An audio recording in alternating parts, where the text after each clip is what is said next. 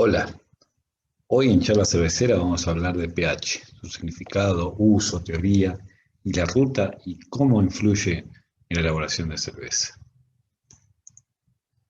Lo primero vamos a ver un poco la agenda, la idea es hablar de historia, significado, la ruta del pH durante todo el proceso cervecero.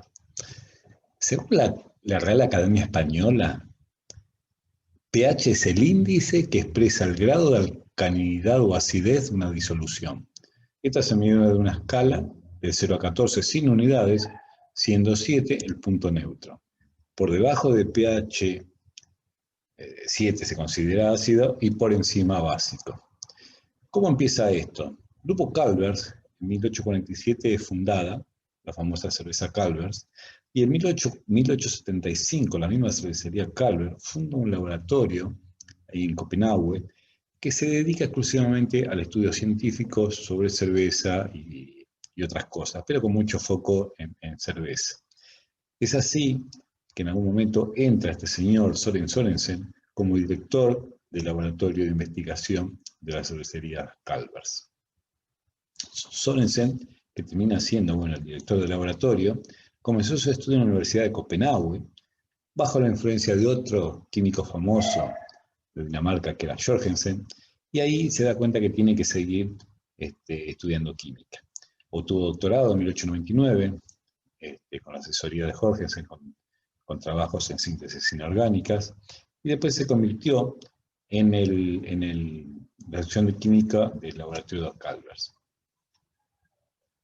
Sørensen trabajaba ahí y empezó estudiando aminoácidos, proteínas, enzimas, y el efecto de concentración de iones sobre proteínas. Y en 1909 crea una forma simple de expresar concentración de iones y hidrógenos y pone una escala potencial hidrógeno que medía justamente estas cosas. Sørensen diseña esta escala de alcalinidad y acidez de sustancia en una solución de 0 a 14 como habíamos hablado. Cuando vemos esta tablita, entonces, ¿cómo está en la naturaleza? ¿Cómo en la naturaleza nosotros percibimos el pH? El pH 7 es el pH del agua, o sea, es el neutro, la sustancia base nuestra como 7, es el medio. Y de ahí abrió el gap. Cuando vamos al pH ácido, la leche, por ejemplo, tiene pH 6, café pH 5, tomate 4, el vinagre que ya tiene ácido acético pH 3, el limón que tiene ácido cítrico pH 2, el ácido estomacal que tiene pH 1 que tiene ácido clorhídrico, y las baterías que tienen soluciones de ácido sulfúrico pH 0. Pero si vamos para el otro lado, ya la sangre tiene pH 8, el bicarbonato de sodio tiene pH 9 que se utiliza para regular los pH de estomacales, las tabletas estomacales con pH 10, la solución de amonio ya pH 11, el jabón que está hecho con soda cáustica de pH 12, y ya las lejías cáusticas de 13 y 14 para directamente la solución concentrada de soda cáustica. Eso para marcar cómo se miden los rangos de las distintas cosas naturales en pH. Ahora, ¿por qué buscó pH? ¿Qué problema tenía Sørensen que necesitaba medir esto? En realidad necesitaba ver la influencia que tenía la acidez en el funcionamiento de las enzimas de la fermentación. Y con ello elaboró el concepto de pH, ya que necesitaba ver cómo la acidez de la cerveza impactaba en la acción de las enzimas. Y entonces por eso expresó en exponentes de iones de hidrógeno. Esto lo hizo en 1909, ya siendo director del laboratorio. Ya en 1924, Sørensen con Linderström-Lang propusieron una nueva definición de pH que cambia concentración de iones de hidrógeno por la actividad del ion de hidrógeno para expresar la acidez. El pH en la elaboración de cerveza, obviamente tenemos que empezar con la cebada. Cuando hablamos de cebada, lo que estamos haciendo es, tenemos que considerar que la cebada se cría en el campo, y en el campo tenemos mucha fertilización e incidencias de un montón de cosas, desde el agregado de nitrógeno, fósforo, magnesio, las características varietales de la cebada, condiciones climáticas, el estrés hídrico, o sea, si llueve o no llueve, y todas esas condiciones impactan sobre el crecimiento de la cebada y sobre el contenido final que va a tener de fósforo en la cebada. ¿Y por qué es importante la cebada? ¿Y por qué es importante el fósforo en la cebada? Porque va a impactar directamente en la regulación de pH. Normalmente una cebada puede llegar a tener entre 0,7 y 1,5 ppm de fósforo, expresada en óxido de fosfórico, y esta es la que va a impactar fuertemente en la ruta de pH de la cerveza. El elemento que forma fósforo hay un compuesto principal que se llama ácido fítico, que es el éster hexafosfórico del inositol, que es esta fórmula que está acá, que si uno la ve parecería ser un hexafosfociclohexano, pero que en realidad es un éster hexafosfórico del inositol. Y de esto se encuentra en la cebada, y cuando nosotros vamos a maltear la cebada, esta va a descomponerse por acciones enzimáticas para formar ácido fosfórico libre o óxido fosfórico.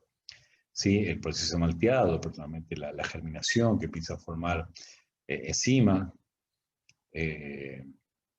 van a aparecer fosfatasas y nucleasas que se van a encargar de romper el ácido fítico para liberar el ácido fosfórico como aldehído fosfórico directamente como ácido fosfórico. ¿Sí? Entre 10 y 30% se desdobla durante la maceración, pero eso depende mucho de cuán degradada va a estar la malta, y eso va a dar qué porcentaje se desdobla y qué no se desdobla. Y eso lo hace porque en realidad toda esa respiración que realiza la cebada necesita producir ATP, y para eso desdobla el ácido fítico.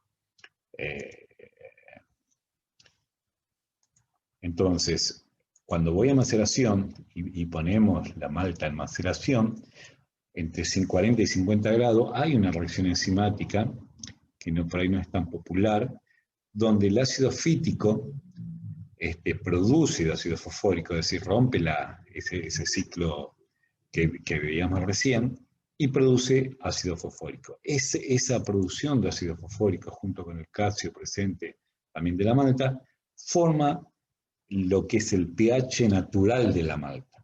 Ahora, ese pH natural de la malta no alcanza, y normalmente no, porque son pH más bien, si bien son ácidos, pero andan más cerca del 6 que de otra cosa, y un pH 6 para una maceración para ahí no es suficiente.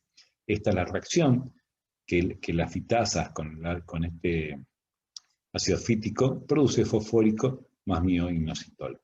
También esta reacción depende mucho de las temperaturas y los tiempos que se le dé a la maceración para producir o no este compuesto. Luego en la maceración, bueno, esto es otro dato importante, una vez que se descompuso ese compuesto, forma el mioinositol, que es una vitamina importante que después va a utilizar la levadura. Entonces, en la maceración generalmente nosotros agregamos calcio y agregamos fosfórico. Y una de las finalidades de esto es formar un buffer.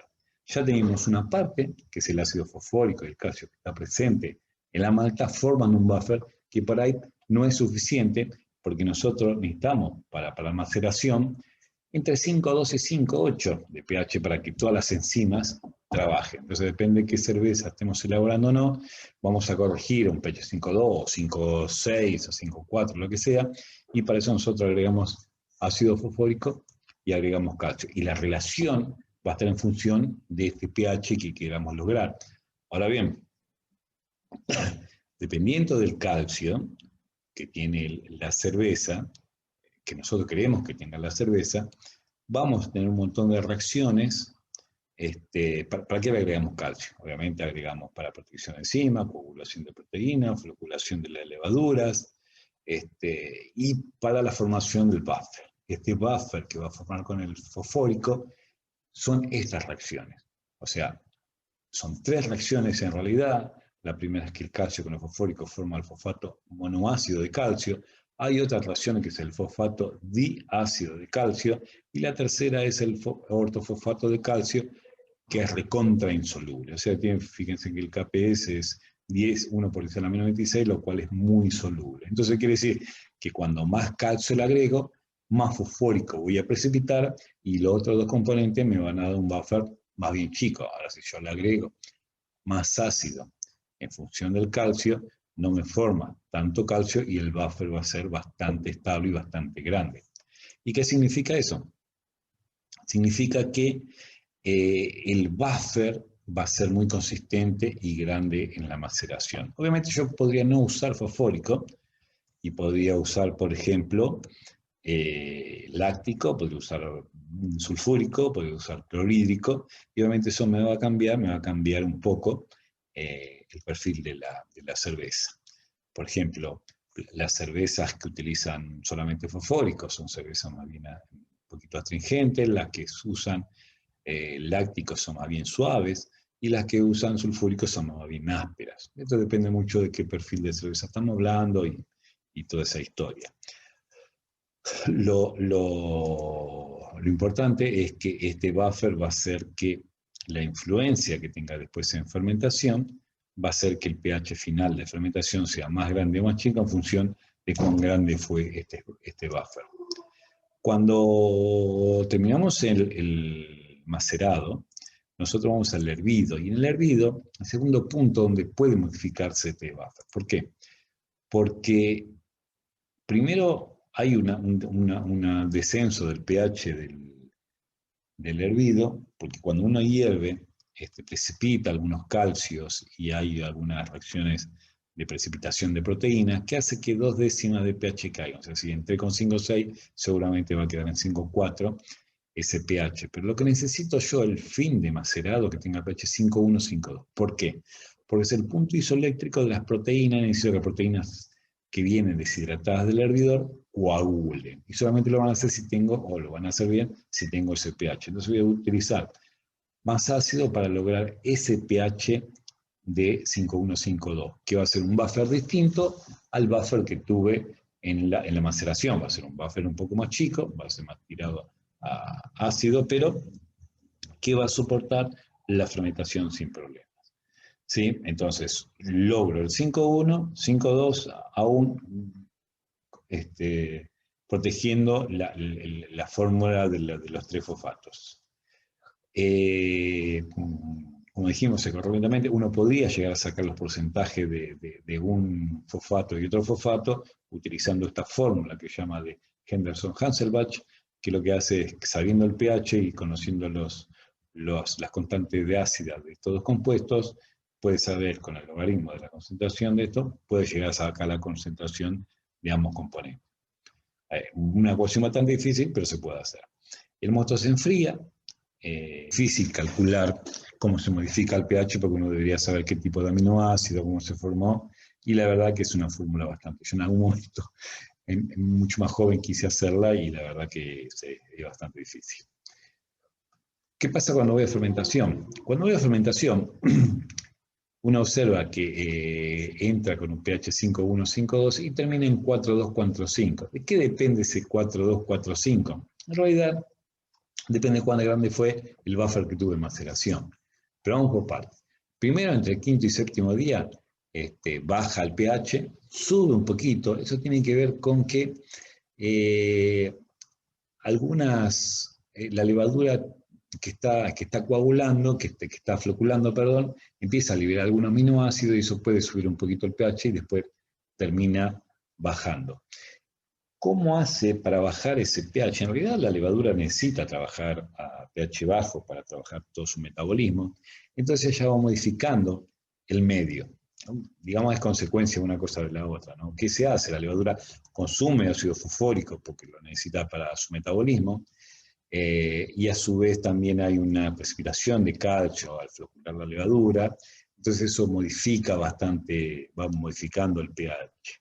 Pero a su vez, no solo pasan estas dos cosas, sino que a su vez también hay una tercera, que es durante la fermentación se producen ácidos. Ácido acético, propiónico, carbónico, un montón de otros ácidos que con un buffer más chico hace que el pH baje más. Entonces, ese pH termina en 4,2, 4,5. Depende, ¿de qué depende si es 4,2, 4,5? Justamente cuán grande fue el buffer que formé en maceración. Más ácido le pongo, más estable es el buffer, y si le pongo más calcio, para el precipito más fosfórico y hace que el buffer sea más chico. Con eso yo podría regular los fines de pH del fin de fermentación. ¿Sí? Eh, Cuando hablo de propagación, las propagaciones consumen mucho aire. Ahí tengo un pico de recuento celular muy alto y entonces eso lo que hace es que consuma mucho más fosfórico, genera más ácido, consume más calcio y entonces eso hace que los pH caigan mucho más y generar una propagación puede llegar a tener pH 3,9, 3,8, 4 y tiene que ver con eso, ¿no? Que el consumo de fosfórico es muy alto y el buffer se me cae mucho. Esto es una curva de cómo cae el pH, fíjense que al sexto día que flocula la levadura, ahí tengo una pequeña levantada que es cuando la levadura elimina algunos aminoácidos y después sigue cayendo para quedar en el pH final de fin de fermentación. Cuando uno diluye la cerveza, si uno hace una cerveza high gravity y la diluye para hacer cerveza diluida, el agua estándar en general uno le agrega gas carbónico y ese gas carbónico baja el pH, porque son más ácidos carbónicos, ¿no?